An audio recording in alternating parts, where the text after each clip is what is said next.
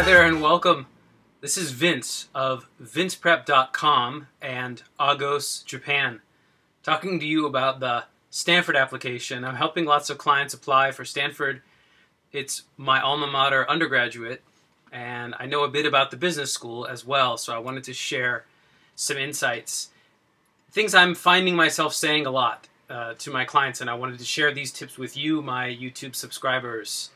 When you're filling out the application data forms, they have some questions that are, quote, just for fun.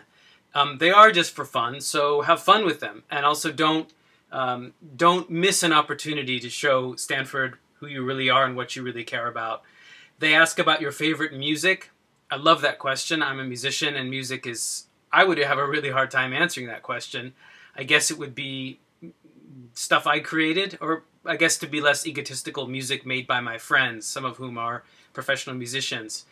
It'd probably be my boy Matt Morrish, who does the soundtrack for my YouTube videos. Anyway, don't just list a bunch of, it's not about the genre. I've seen some people, it's like, you know, this genre or that genre. It's not iTunes. Don't put yourself in a small box. Pick one artist or one song and go beyond just listing it and actually show us what it says about you, right?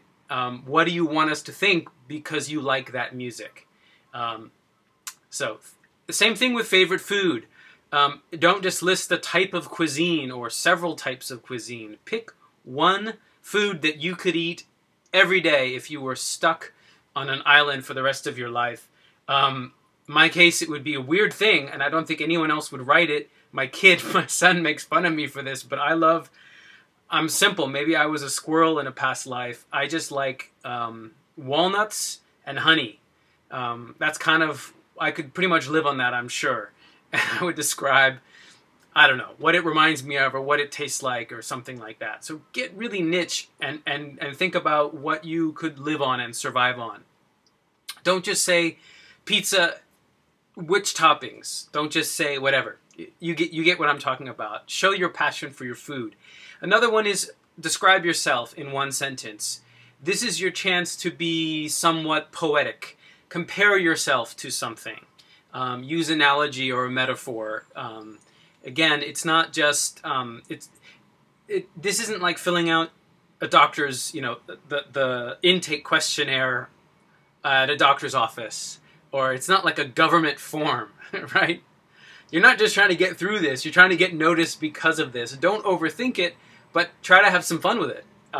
Another way to think of this, and it's a little bit dark, but what do you want on your tombstone, or what do you want in your as your epitaph or in your obituary after you pass away, after you die and leave this planet? How do you want to be remembered? Think about it like that. It doesn't have to be exactly the same as what matters most to you and why, which is a longer essay, but be consistent and again, be expressive. When it comes to your key accomplishments, these are very much related to the bullet points that you make on your resume. These are the most impressive things you've done. It's accomplishments, plural.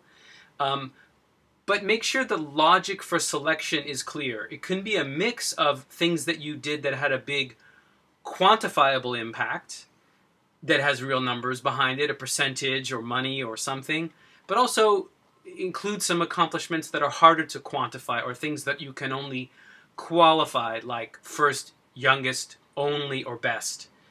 Showing innovation and showing that you're a risk taker or that you've achieved things, that it isn't just all about the money for you. But don't avoid money if it's part of what you've accomplished.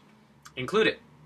It is business school after all. And most significant challenge, this is not a failure. This is not a setback. This doesn't mean a time when you couldn't reach your objective. Rather, this is the time to talk about a struggle that you had to overcome. Something that you achieved, but that it wasn't easy to achieve. And again, the value here would be what you learned from this challenge. So I struggled to implement some change, and also in this short answer, try to identify your learning, your takeaway. and show us that you are self-aware, and that show us you've got a growth mindset, that you take on things that aren't easy. You sometimes struggle. It's key accomplishments is 80% about the result and 20% about the process. Most significant change is 80% about the process, maybe only 20% about the result. It's not, again, not a failure. There is a positive result, but show us that you you took on something big and it wasn't easy, but you learned something in the process. When it comes to the awards section, list everything you can think of that matters to you, and make sure you're emphasizing the basis of selection. They're trying to understand that you're someone who's used to doing things that are highly selective, like getting into Stanford Graduate School of Business, which, depending on the year, has an acceptance rate of 6, 8, 7, whatever, less than 10% most years. So show that you have done that at least once or twice in your life, hopefully recently, college or after. Let me talk a little bit about the essays. Maybe this is what you care most about. It is not what they care most about, but it is your opportunity to express your ideas in 750 or so words.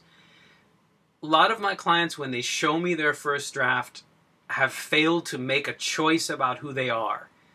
It's common for us to want to say, what matters to me most is this and that. Don't do this and that, just do this. What matters most to me is X because Y. You don't have to list that at the beginning of your essay. That's a stylistic choice. You don't have to directly answer the question, but you should be able to, right, if asked. What matters most to me is one thing, one quality, one activity. I've made Stanford essay video in the past. It's a little out of date because it includes essay 3. You can find it. It's one of my most popular YouTube videos. Watch that one if you really want to see my analysis of this what matters most to you essay. I give you my sample answer, which I don't think you can take because it's very unique to me. My point, though, is that make a choice. There's a really good article I found last year. I'll put it up on my website. It's a quote from a professor at Stanford, and he talks about truly innovative products are often the ones that bring ideas across categorical boundaries. But doing so creates potential confusion, and people devaluate what confuses them. So what I'm saying by choosing one thing is don't confuse your reader by having a long answer. Have a short and clear answer whenever possible. Why does it matter? Because it shows leadership potential. Leaders make difficult choices between A and B. The one who's always trying to compromise an A plus B is not always the one who succeeds. Leaders make hard choices, and you want to show leadership in answering Stanford's essay. Make a choice. Stick to it. It's not easy. That's the point. The last thing for today, I had some points about recommendation letters. I'm not going to get into them. I want to keep this video short. Essay 2, when it comes to why Stanford, my main point here is that why Stanford is a little bit different in an interview versus in an essay. A lot of times in an essay, people want to tell the admissions office what they should be telling the alumni interviewer, right? If you get invited to Stanford's interview, your interviewer, 99% chance, will be alumni. And when it comes to the alumni interview, what matters most to you is the people, right? Because your interviewer graduated 1, 2, 3, 4, 10, 20 years ago. He or she probably doesn't remember, no offense to Stanford, a whole lot about the classes that she took, but she absolutely cares about the community because that's why she's volunteering her time to do this interview with you. So she cares about the Stanford people. That's why she's volunteering as an alumni interviewer to meet you. And I'm sure what she values most is those connections and that network. So when you're talking to your interviewer, emphasize the people that you know who are from Stanford and what it is about them that convinces you that there's a good fit there. When it comes to your essay, you can also mention the names of people, but I wouldn't start with that. Don't say why Stanford, the network. It's insulting to admissions office. I shouldn't say insulting, that's too strong. It devalues what the school values. Their biggest expense is the faculty. The human fixed cost of keeping those professors like I'm sorry, I forgot his name. Jesper. Yeah, sorry, Mr. Sorensen, Professor Sorensen. Those guys are expensive to keep around. What they value most is intellectual capital. The programs, the professors, not just at the GSB, but also in the design school, in the law school, in the medical school, in the School of Education, the School of Engineering, wherever it is, elsewhere at the university. It doesn't have to just be a professor's name at the GSB. But the point is, when your essay, why Stanford emphasized intellectual capital, 80-20, 70-30, intellectual capital beats alumni in the essay. But when it comes time for the interview, it's probably flipped. People, alumni, matters more than intellectual capital because that's what your alumni interviewer cares most about. So, bottom line, remember your audience. I've made this video fast. I'm noticing some stop choppiness.